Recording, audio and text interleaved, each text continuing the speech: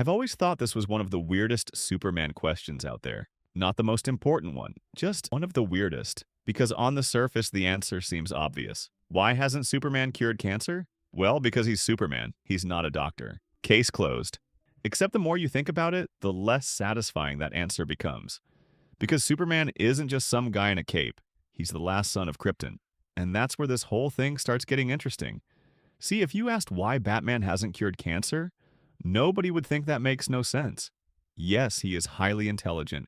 Yes, he has unlimited resources, but cancer is still one of the main medical challenges of the human race today.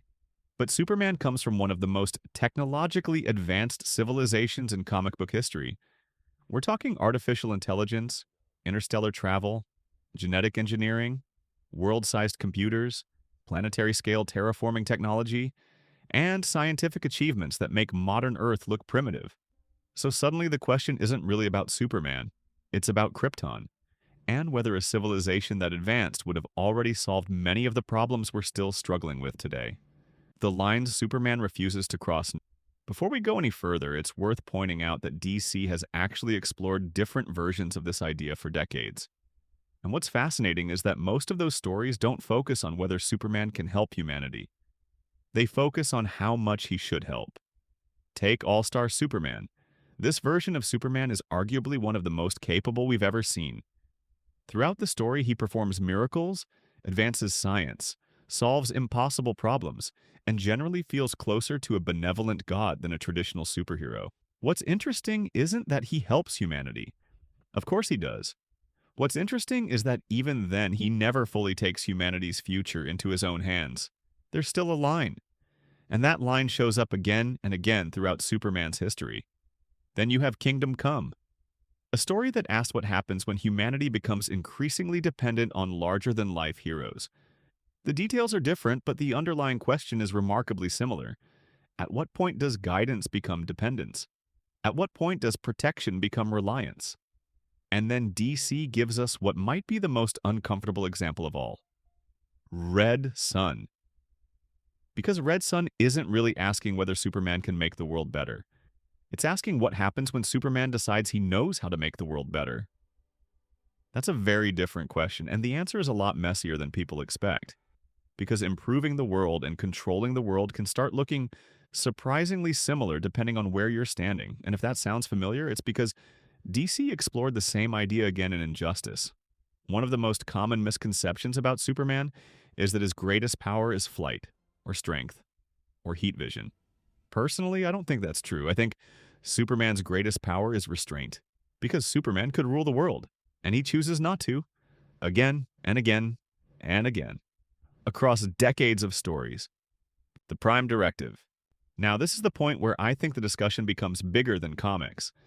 Because once you accept that Superman probably could accelerate human progress dramatically, you're forced to ask another question. Should he? And honestly, I'm not sure the answer is yes. One of my favorite comparisons here is Star Trek. The Federation possesses technology capable of transforming less developed civilizations overnight.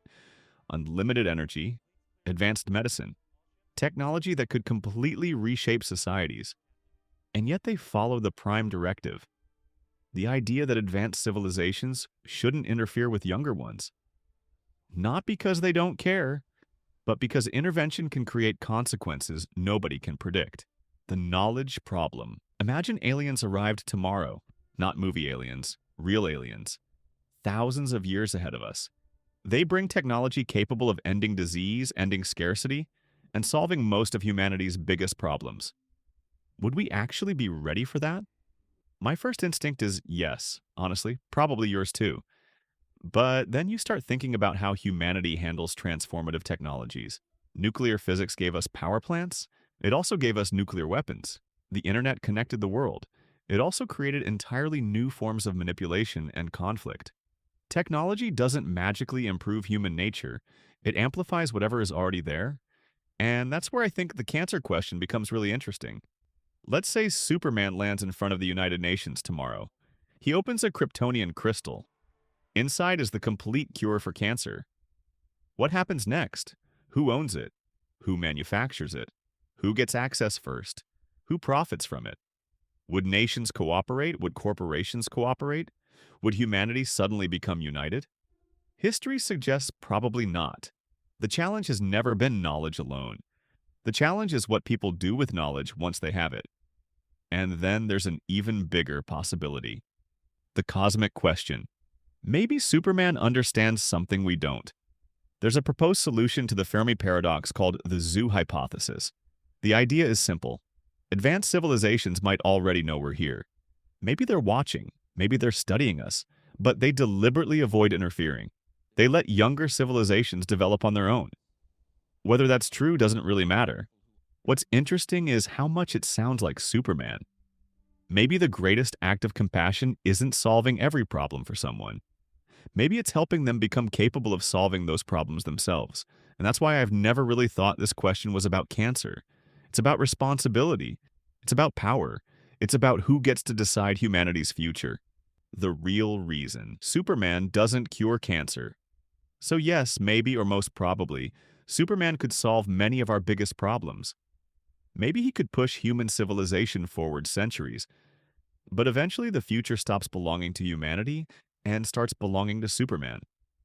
And I don't think that's a future Superman wants, because across almost every great Superman story, the goal was never to replace humanity. The goal was to inspire it, to challenge it, to protect it. And maybe that's the real answer. Not that Superman can't cure cancer, but that he believes humanity has to become the kind of civilization that can do it itself. And honestly, I think that's a much more interesting idea.